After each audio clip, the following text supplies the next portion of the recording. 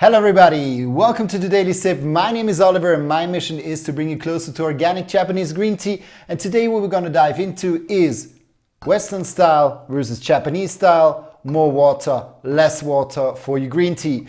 So what we're going to dive into is to really see what is actually the difference when I use more water for my green tea and if I use the Japanese amount water, leading then to what is actually the optimal leaf water ratio you should use for your tea.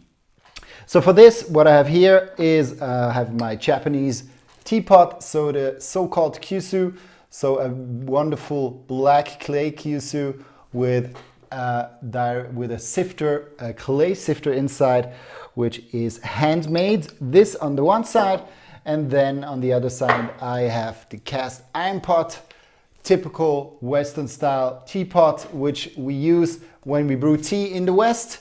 What I did take out is the strainer, because I want to give the leaf the maximum space to really have a fair comparison, as I am doing the same here. So I brought additionally with me this one here, the sifter, just to filter out the leaves which will drop out of the cast iron pot when I brew the tea.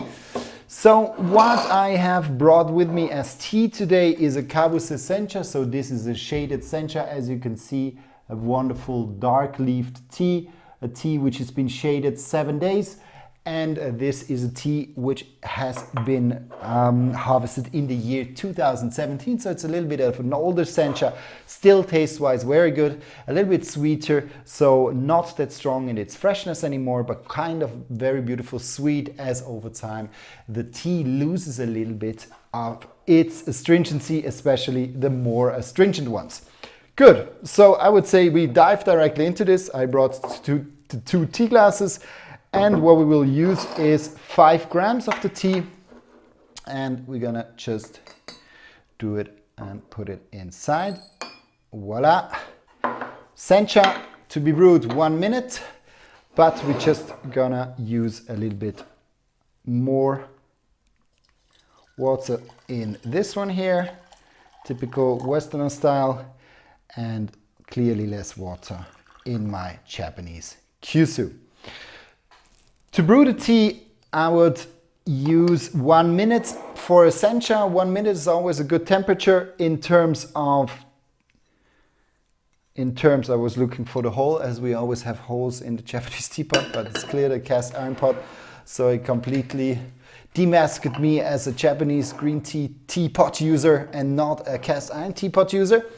So what you have to brew, or the time you have to brew a Japanese green tea, is mostly 1 minute. 1 minute is more than enough for a typical sencha. If you go into the Gyokuro, for example, so a longer shaded green tea, there you can go up to 2 to even 3 minutes. But here 1 to 1.5 minutes for a standard Japanese green tea is more than fine. In terms of temperature, what I just used now is 65 degrees Celsius. This is around 155 to 160 Fahrenheit. So these are the temperatures I will use for today, and the minute is rolling along, and I guess we are quite close to the finishing line. So I'm preparing the glasses here because I have to be quick. Good. So let's see how the tea is when we use it. Now we're fine in terms of time. Whoa.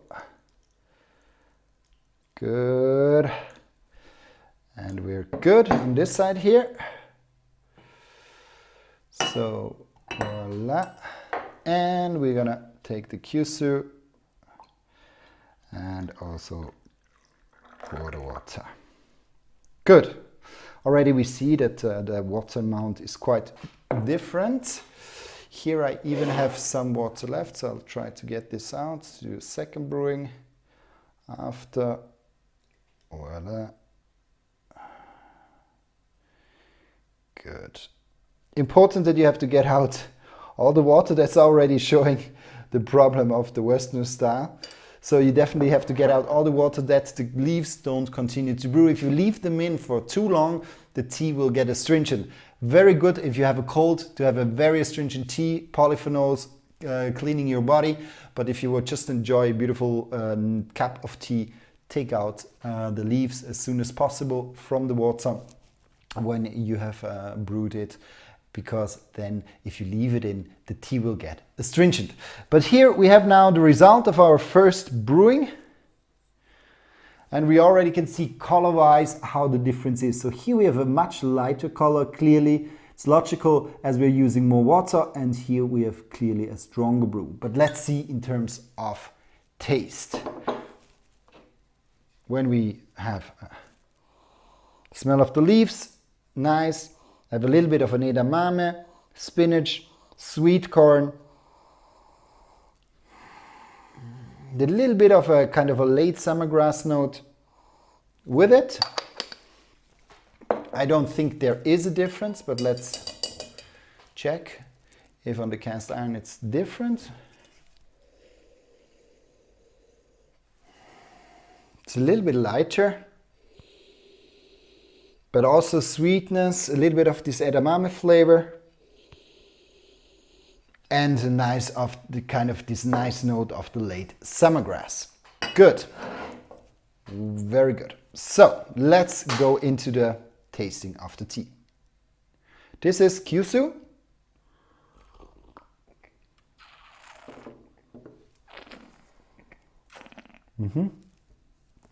A nice, sweet, savory note. A lot of edamame now in the middle, a little bit of banana peel I get.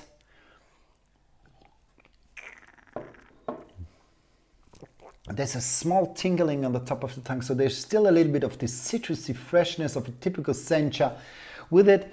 So there's always a slight note of astringency with a sencha. This is typically normal, but as it is shaded, you can see, and also stored over a longer period of time, the astringency goes down.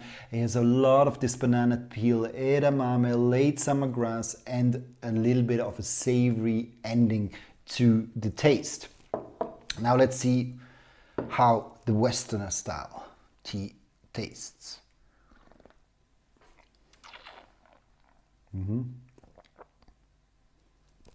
So clearly much weaker in terms of taste.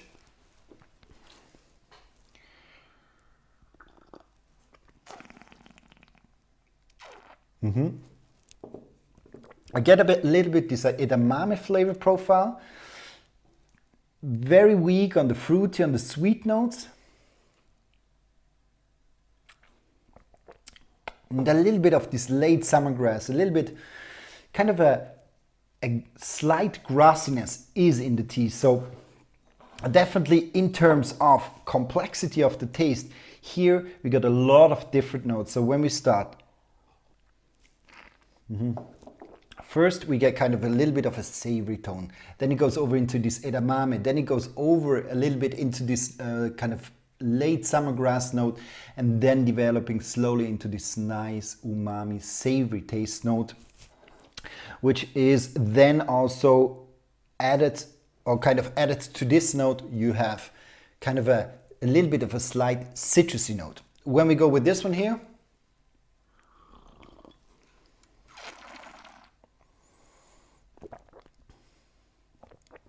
so you have much less complexity with the tea.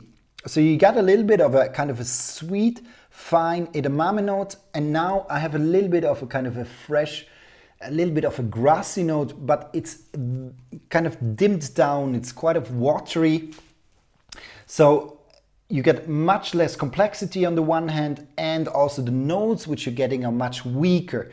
And this is mainly the problem when you are brewing a tea, which is very delicate, fine, and the Japanese green tea are in general finer teas, weaker teas, also taste-wise, but can show you beautiful complexity if you're looking for the right amount of water-leaf ratio. So with the Westerner style, you'll definitely get a tea which tastes, has good taste, is fine, has some subtle notes with it, but in general is, compared to the Japanese style, quite watery. That's why I would not suggest you to stay with the Westerner style when you brew Japanese green tea, and really try to get the leaf water ratio right. You can absolutely also use a French press. It doesn't have to be a Japanese Kyushu, but the Japanese kyusu, they are built for tea, doing them with a small amount of water and then rebrewing them several times. Here with this tea, I definitely can go to 3 to 4 times. And the optimal water-leaf ratio, at least what you can see when you go to Japan and how they're using the tea. So this is now a 210 milliliter kyusu, so it's a little bit on the smaller side. Normally what you get is a 250 milliliter kyusu, or you can even go up to 300 milliliters. Normally, when I brew the tea, I brew it with 120 to 150 milliliters. So we talk about, I think it's around 4 ounces of water to 6 ounces of water, which you use normally with 5 grams of leaf. So this one here is a little bit smaller, as I said before, but they are around this size, and then you get a very beautiful and complex taste, which you can rebrew 3 to 4 times. That's why you can also leave the tea very easily, also for some time, and just come back and drink another cup. You don't have to drink all the cups straight through. I'll do it always in one session that I just brew it 3 times, but this is then completely up to you. So this is what I suggest you, is really to get the complexity, the fineness and the sweet and subtle notes out of a Japanese green tea. Try to brew it with around 5 grams versus 120 to 150, 4 to 6 ounces of water for 5 grams. Good, I think I finished this one here. I hope you liked it. If you have not, please subscribe to our channel if you want to see more of these tea videos. Maybe put a like or even a comment if you feel to do so. Then I will see you next time, and thanks a lot for watching. See you and bye bye.